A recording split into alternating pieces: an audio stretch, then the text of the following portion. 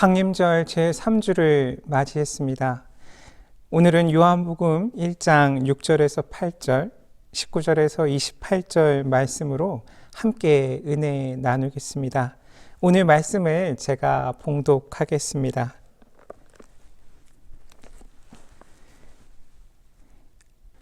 하나님께로부터 보내심을 받은 사람이 있으니 그의 이름은 요한이라. 그가 증언하러 왔으니 곧 빛에 대하여 증언하고 모든 사람이 자기로 말미암아 믿게 하려 함이라. 그는 이 빛이 아니요 이 빛에 대하여 증언하러 온 자라. 19절입니다. 유대인들이 예루살렘에서 제사장들과 레위인들을 요한에게 보내어 내가 누구냐 물을 때에 요한의 증언이 이러하니라.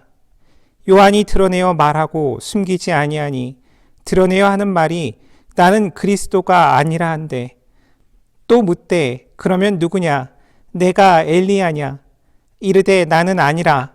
또 묻되 내가 그 선지자냐 대답하되 아니라.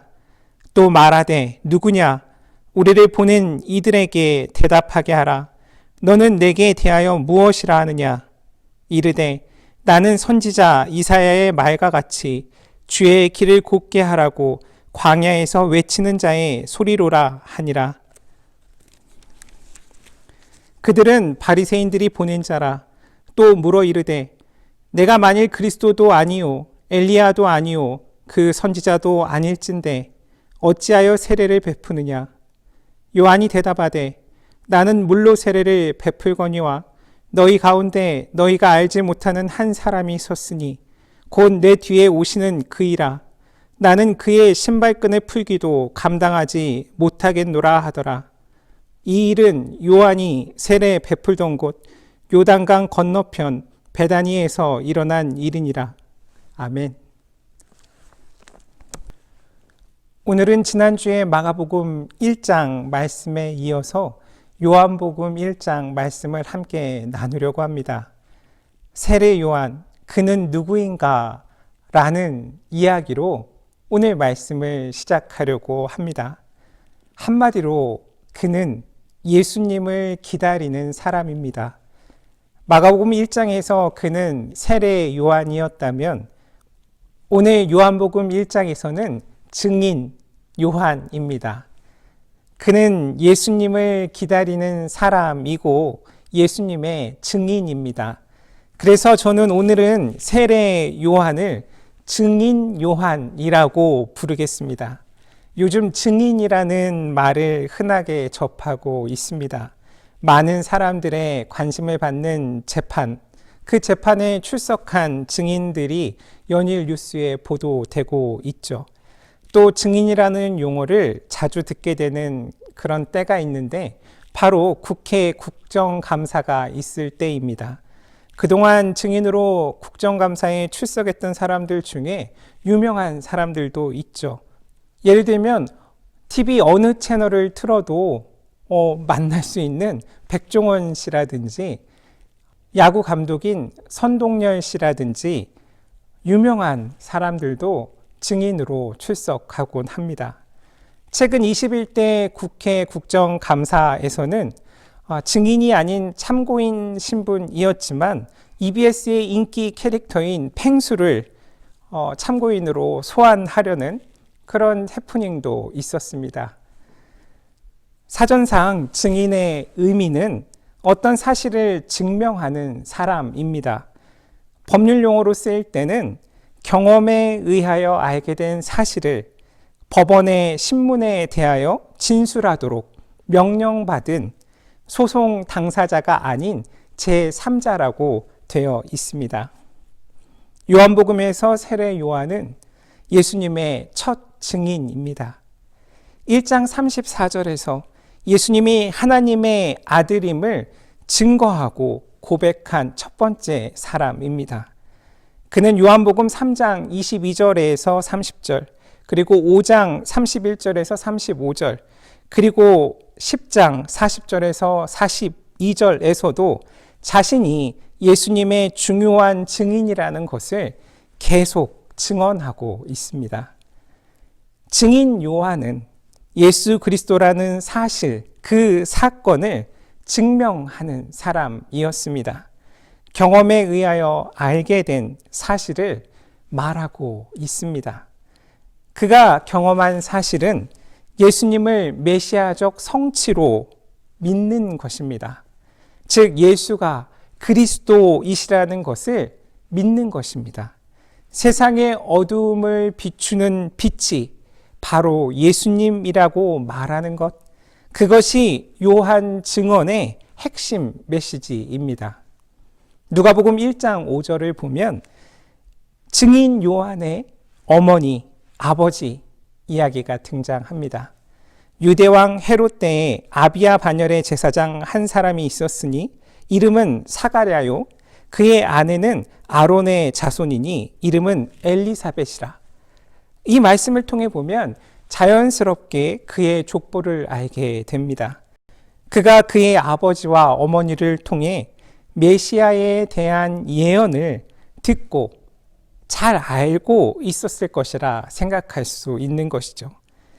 약 6개월의 시간 차이가 있지만 각각의 어머니 태중으로부터 증인 요한과 예수님은 만난 사이였습니다. 증인 요한은 그의 어머니 엘리사벳 그리고 예수님의 어머니인 마리아, 이 두 분의 증언을 듣고 성장하였을 것입니다. 이러한 경험뿐만 아니라 더 확실한 체험은 요한복음 1장 33절을 통해 드러나고 있죠. 자신을 보내어 세례를 베풀라 하신 분께서 예수님을 알게 하셨다고 그는 증언하고 있습니다. 36절에서는 예수님을 보고 보라 하나님의 어린 양이로다 라고 하나님께서 그에게 계시하신 말씀을 증언하고 있습니다. 증인 요한을 이렇게 말로만 설명하는 것이 부족해서 15세기와 16세기에 걸쳐 활동했던 이탈리아 르네상스의 거장들의 작품들을 통해 증인 요한을 여러분들께 보여드리고자 합니다. 바로 레오나르도 다빈치와 안드레아 델 사르토가 세례 요한을 주제로 그린 작품들입니다. 먼저 파리 루브르 박물관에 있는 레오나르도 다빈치의 작품입니다. 갈대로 엮은 십자가를 들고 낙타 털 옷을 입고 있는 사람이 세례 요한입니다. 작품의 배경이 어둡죠. 세상이 어둠에 쌓여 있는 것을 표현하고 있는 것 같습니다. 세례 요한, 즉 증인 요한은 어둠에 쌓여 있습니다. 그런데 증인 요한은 빛을 받고 있습니다. 그는 이 빛을 증언하는 증인입니다. 글을 살펴보면 그 빛이 어디서 어떻게 움직이고 있는지 짐작할 수 있습니다. 그의 얼굴에서부터 어깨와 팔뚝으로 내려오던 빛이 다시 그의 오른손 검지 손가락 끝에 머물고 있음을 우리가 볼 수 있죠. 그 손가락은 바로 십자가를 가리키고 있고 하늘을 가리키고 있습니다. 다음 살펴볼 작품과 비교가 되는 부분은 바로 증인 요한의 표정입니다. 그는 미소 짓고 있습니다. 마치 모나리자의 미소와 닮아 있는 것 같아요. 그의 눈빛은 매력적입니다. 눈으로 말하고 있습니다. 아마 오늘 말씀의 증언들을 눈으로 말하고 있는 듯합니다. 증인 요한이 눈빛으로 말하고 있는 것은 무엇일까요? 이 작품을 보고 있으면 그것을 생각하게 됩니다. 그리고 레오나르도 다빈치와 비슷한 시기에 활동했던 안드레아 델 사르토의 증인 요한을 이어서 살펴보겠습니다. 이 작품은 이탈리아의 플로렌스에 있다고 합니다. 특히 증인 요한의 표정이 앞서 본 작품의 요한과 사뭇 다른 걸 알 수 있죠. 여러 감정을 드러내는 표정입니다. 약간 긴장한 것 같기도 하고 두려운 것 같기도 하고 뭔가 안타까워하는 듯한 묘한 표정을 짓고 있습니다. 예수님 앞에 서 있는 스스로 때문일 수도 있고 어쩌면 회개하고 예수 그리스도를 따라야 할 사람들을 향한 복잡한 심정이 드러난 것 같습니다. 예수님 앞에 서야 하는 우리들 때문에 저런 미묘한 표정을 짓고 있는 것이 아닐까 생각해 봤습니다. 그는 누군가를 보고 있습니다. 예수님을 보고 있을 것이라 저는 생각합니다. 이 두 작품을 통해 예수 그리스도의 증인, 그 증인의 모습을 잘 살펴볼 수 있다고 생각합니다.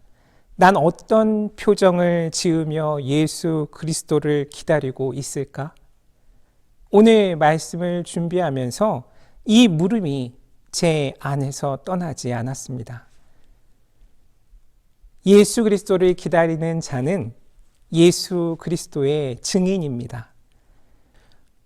오늘 말씀을 통해 예수 그리스도의 증인은 세 가지 특징이 있다는 것을 알게 되었습니다.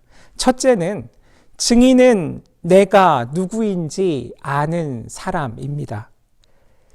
증인 요한은 스스로 무엇이 아님을 오늘 말씀을 통해 이야기하고 있죠. 그는 빛이 아닙니다. 빛에 대하여 증언하러 온 사람이라고 스스로를 말합니다. 그는 그리스도가 아니라고 합니다. 그는 엘리야가 아니라고 합니다. 그는 선지자가 아니라고 합니다. 반면 요한복음에서 예수님은 자기 자신을 선포하고 계시죠. 에고 에이미라는 유명한 표현이 있죠. 이 표현을 7번 사용하고 계십니다. 출애굽기 3장에서 하나님을 만난 모세가 하나님께 누구십니까? 라고 물었을 때 하나님께서는 이렇게 대답하시죠. 나는 나야 라고 말하시는데 그 나는 나야 라는 표현이 바로 에고 에이미입니다. 이러한 예수님의 자기소개를 요한복음을 통해서 살펴보면 다음과 같습니다. 요한복음 6장 48절에서 51절을 보면 나는 생명의 떡이다 라고 말씀하시죠. 요한복음 8장 12절에서 20절을 보면 나는 세상의 빛이다 라고 말씀하십니다.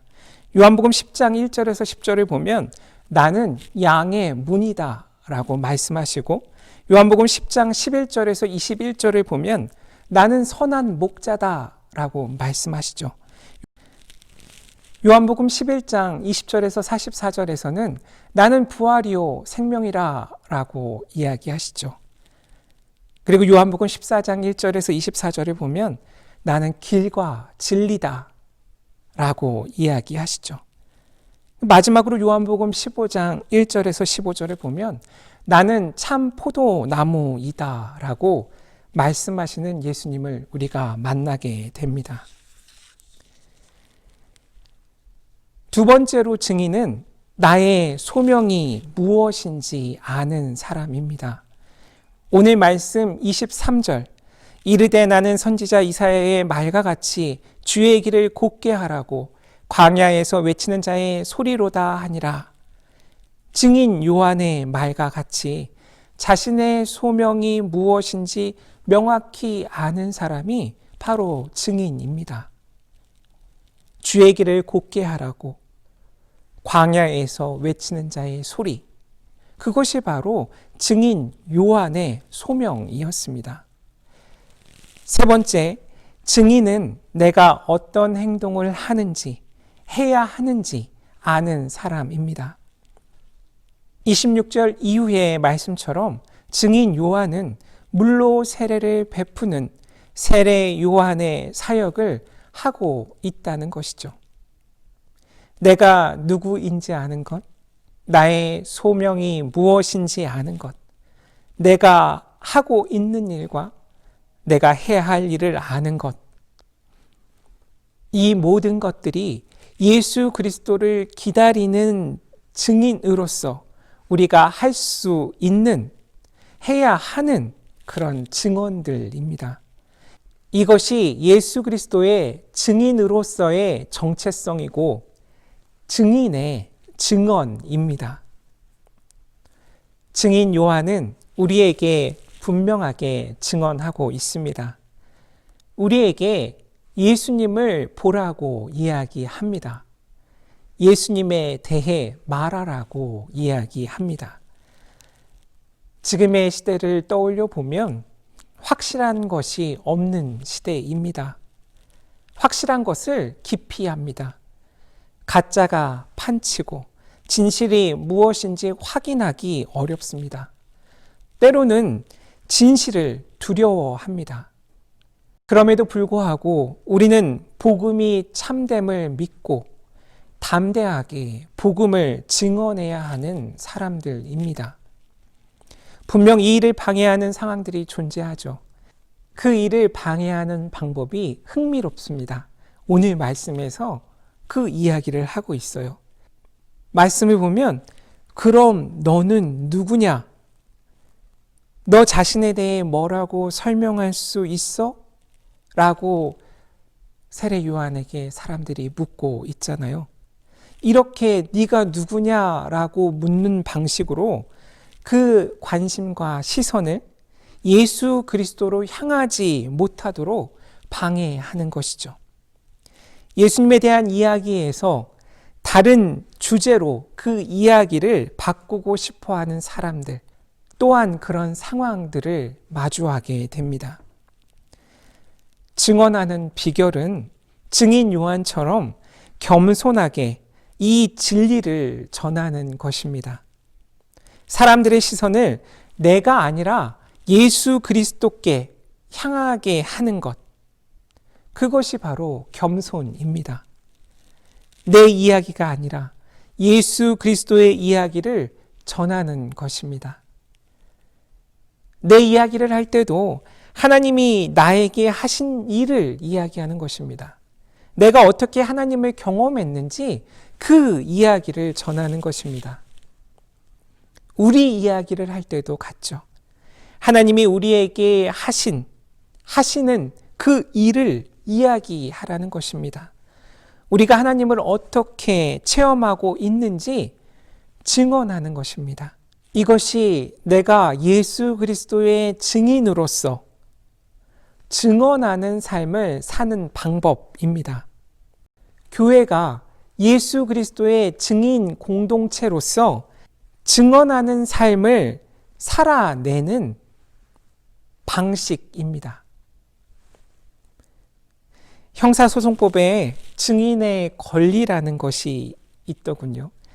증인에게 증언 거부권과 비용 청구권 등 몇 가지 권리를 인정하는 내용인데 예수 그리스도를 증언해야 하는 우리에게 과연 증인의 권리는 무엇일까 스스로 묻게 되었습니다. 나에게 예수 그리스도를 증언하지 않을 증언 거부권이 있을까? 증언 거부의 권리를 생각하다 보니 오히려 예수 그리스도의 증인으로서 받고 있는 특별한 은혜가 너무 크고 놀랍다라는 고백을 스스로 하게 되었습니다. 신앙인에게 증인의 권리는 증언을 거부하는 것에 있는 것이 아니라 예수 그리스도의 증인으로서 증언을 어떻게 잘 할 수 있을 것인가에 대한 각자에게 주어진 그 기다림의 시간, 그 준비의 시간을 기대와 설레임으로 채워가는 그 기쁨과 감사를 누릴 권리라는 것을 오늘 말씀을 묵상하면서 깨닫게 되었습니다. 결국 오늘 말씀에서 가장 중요한 단어는 무엇이었을까요? 맞습니다. 증언입니다. 증인입니다. 1장 7절 다시 보면 그가 증언하러 왔으니 곧 빛에 대하여 증언하고 모든 사람이 자기로 말미암아 믿게 하려 함이라. 8절 그는 이 빛이 아니요 이 빛에 대하여 증언하러 온 자라. 19절 유대인이 예루살렘에서 제사장들과 레위인들을 요한에게 보내어 내가 누구냐 물을 때에 요한의 증언이 이러하니라. 요한복음에 이 증언, 증인이라는 표현은 거의 50번 가까이 사용됩니다. 증인을 헬라어로 마르투스라고 합니다. 증언은 마르투리아라고 하고 증언하다라는 말은 마르투레오라고 합니다. 마르투스, 마르투리아, 마르투레오. 증인, 증언, 증언하다. 이 마르투스라는 증인이라는 뜻에서 라틴어 마르티르, 즉 순교자라는 의미가 나왔다고 합니다. 따라서 목숨을 걸고 증언하는 증인에 대해 오늘 말씀은 우리에게 이야기하고 있습니다. 증인 요한은 바로 목숨을 걸고 증언을 하는 증인입니다. 강림절 셋째 주일에 우리는 예수 그리스도의 증인이라는 것, 그것을 다시 확인하게 되었습니다. 하나님께서 우리를 부르셔서 우리에게 맡기신 일이 예수 그리스도의 증인으로서의 삶이라는 것이죠. 예수 그리스도의 증인으로서 복음을 증언할 기회를 얻게 되었다라는 것, 예수 그리스도를 기다리는 사람들의 정체성을 다시 깨닫고 확인할 수 있다라는 것, 그것이 우리 감사의 제목입니다. 그것이 바로 우리 삶이어야 합니다. 우리도 증인 요한처럼 우리와 함께 계시는 분이 예수 그리스도이시고 다시 오시는 분이 예수 그리스도이심을 증언하는 삶을 살아야 합니다. 저와 여러분이 그렇게 예수 그리스도의 증인으로서 살아가시기를 주님의 이름으로 간절히 소망합니다. 아멘.